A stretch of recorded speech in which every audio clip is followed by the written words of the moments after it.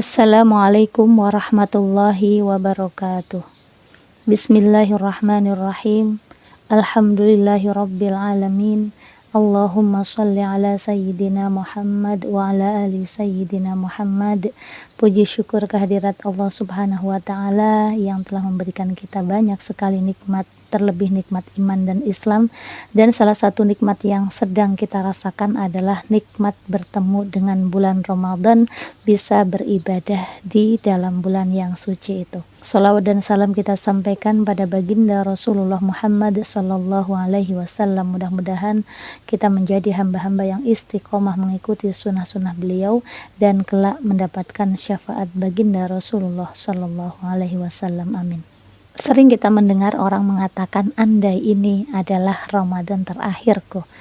Nah, ini adalah ungkapan yang bisa memotivasi diri dan salah satu andai-andai yang diperbolehkan. Karena kalau kita mengatakan andai dulu aku tidak menikah denganmu, maka nasibku tidak akan seburuk ini, nah itu nggak boleh. Atau kita mengatakan andai aku nggak lewat jalanan itu, maka kayaknya aku nggak kecelakaan, nah itu nggak boleh. Berandai-andai terhadap sesuatu yang sudah terjadi dan tujuannya untuk mengeluh, meratapi, menyesali, itu dilarang. Tetapi ketika kita mengatakan andai ini Ramadan terakhirku, maka itu diperbolehkan karena Ramadan sedang berjalan atau bahkan belum kita jalani, dan tujuannya adalah memotivasi diri untuk lebih baik lagi, pengen mempersembahkan yang terbaik. Anda ini adalah Ramadan terakhirku, sebagaimana yang dicontohkan oleh Rasulullah Shallallahu Alaihi Wasallam. Beliau yang terbiasa iktikaf 10 hari di bulan Ramadan, beliau pernah melaksanakan iktikaf selama 20 hari di bulan Ramadan terakhir sebelum beliau wafat. Artinya kita juga mencontoh, andai setelah Ramadan ini Allah mengambil nyawa kita, maka kita jadikan Ramadan ini Ramadan terbaik kita. Caranya bagaimana? Ngegas, ngerem. Nah, sekarang yang harus kita pastikan, kita itu jangan sampai salah waktu, salah tempat, kapan kita ngegas, kapan kita ngerem. Jadi ibarat sebuah kendaraan itu, kalau kita ngegasnya justru di lampu merah, maka itu bisa mencelakakan diri sendiri dan orang lain. Sebaliknya ketika kita berada di jalan tol yang lancar, ramai gitu ya, bahkan kecepatan minimalnya aja sudah diatur, kok kemudian kita ngerem mendadak, maka dipastikan kita akan mencelakai diri sendiri dan juga berpeluang untuk mencelakakan orang lain. Begitupun di bulan Ramadan.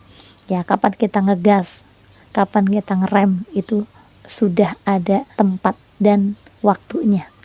Terus kapan kita ngegasnya? Satu, ketika kita bertemu dengan majelis ilmu. Mungkin sebagian majelis taklim tutup sementara gitu bulan Ramadan, tapi bukan berarti kita berhenti menuntut ilmu. Kapan ada peluang untuk menambah ilmu kita, maka bersemangatlah untuk menambah pengetahuan kita, terlebih pengetahuan agama. Yang merasa bacaan Al-Qur'annya belum bagus, belum lancar, tahsin, ya, diperbagus. Jangan ada alasan malu karena usia kita bukan anak TPA, bukan. Kita akan jauh lebih malu ketika kita bertemu dengan Allah dalam kondisi belum lancar membaca Al-Quran. Makanya jangan ada rasa malu, karena belajar Al-Quran itu bukan untuk anak-anak TPA, bukan untuk anak-anak SD, bukan untuk anak-anak SMP, SMA. Tapi sepanjang hayat kita itu belajar Al-Quran. Yang belum bagus bacaannya diperbagus, yang sudah bagus bacaannya baca terjemahnya, pelajari tafsir, lalu belajar untuk bagaimana menyampaikan isi Al-Quran kepada orang lain, belajar terus tentang Al-Quran. Begitupun dengan ilmu-ilmu agama yang lainnya. Ini zaman media sosial. Kalaupun kita punya sedikit kesempatan untuk menuntut ilmu, mendengarkan ceramah-ceramah agama secara langsung, maka banyak sekali pilihan. Kita bisa mendengarkan lewat media-media sosial, dan tersedia ustadz, ustazah, dai, daiyah, para penceramah dengan berbagai karakternya. Artinya kita bebas memilih, mau yang lucu, mau yang rada lucu, mau yang sangat lucu, mau yang suaranya pelan, mau yang sedang, mau yang keras, menggelegar, ada semuanya. Dan itu bukan tanpa hikmah ya, ketika dai-daiyah itu dengan berbagai karakter-karakternya. Karena kita juga macam-macam, ada yang pengen mendengarkan ceramah orang yang suaranya pelan, soft spoken ya, ada yang pengen yang sedang, yang datar-datar saja, atau yang pengen mengobarkan semangat gitu. Tapi kalau dari sekian tipe-tipe penceramah kok tidak satu pun ada yang kita tertarik untuk mendengarkannya, maka jangan-jangan hati kita yang bermasalah. Jangan-jangan hati kita tidak sehat, entah sakit atau jangan-jangan hati kita sudah mati karena menolak menerima nasihat kebaikan. Na'udzubillahi min dzalik. Maka ayo kita gaspol, kita gaskan, kita ngegas sekenceng-kencengnya untuk menuntut ilmu agama. Kemudian yang kedua, kita juga ngegas dalam beramal sholih. Amal sholih apa? Baik yang wajib maupun yang sunnah atau bahkan yang mubah pun, kalau itu memberikan manfaat yang banyak, insya Allah menjadikan lumbung-lumbung pahala bagi kita. Yang penting kita membuat prioritas. Jangan sampai amalan wajib kita di bulan Ramadan ini dikalahkan dengan amalan-amalan sunnah atau bahkan mubah. Kalau kita bisa melaksanakan sholat tarawih dengan khusyuk, dengan semangat tepat waktu, maka lebih-lebih ketika kita melaksanakan sholat 5 waktu. Harus tepat waktu, tepat gerakan, tepat bacaan. Jangan sampai karena malamnya kita tarawih, lanjut tadarus, kemudian paginya kesiangan, subuhnya kesiangan, jangan sampai. Begitupun antara ibadah yang sunnah dan kegiatan-kegiatan yang mubah. Buka bersama boleh, ya. Kumpul-kumpul silakan. Tapi kalau misalnya buka bersamanya keseringan, ya dalam 1 bulan sampai berkali-kali pindah sana pindah sini sehingga tidak melaksanakan sholat tarawih, sehingga tidak mampu menghatamkan Al-Quran, maka itu harus kita pertimbangkan lagi.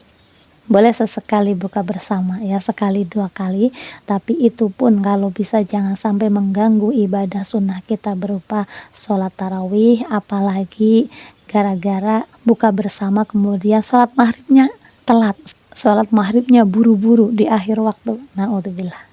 Nah, ketika kita sudah semangat menuntut ilmu di bulan Ramadan, mendengarkan ceramah-ceramah agama, menambah sakofah keislaman kita, kemudian kita juga berusaha mengamalkannya dengan ibadah-ibadah yang baik, ya, maka kita akan gas dalam memperbaiki diri. Kita berdoa agar kita dijadikan orang-orang yang senantiasa berzikir, orang yang senantiasa bersyukur, orang yang senantiasa memperbagus ibadahnya. Sesuai dengan doa yang sering kita baca, Allahumma a'inni ala dzikrika wa syukrika wa husni ibadatik. Kita juga banyak memohon ampun kepada Allah, terlebih di 10 hari akhir bulan Ramadan ini. Allahumma innaka afuwun tuhibbul afwa fa'fu anna atau fa'fu anni. Perbanyak doa, perbanyak memohon ampun. Karena itu salah satu upaya kita, ikhtiar kita untuk memperbaiki diri kita. Sehingga apa? Sehingga kita bisa ngerem nantinya. Jadi kalau tadi kita sudah ngegas di beberapa hal, di kebaikan-kebaikan, di ibadah-ibadah, maka nanti tugas kita adalah apa? Ngerem. Bikin rem kita itu pakem. Bikin kita itu jangan sampai mengalami remblong. Menahan hati kita agar tidak terjangkiti penyakit hati, iri, dengki, sombong, ujub. Jangan sampai di bulan Ramadan ini kita masih pasang koyo ketika melihat orang lain beli baju baru.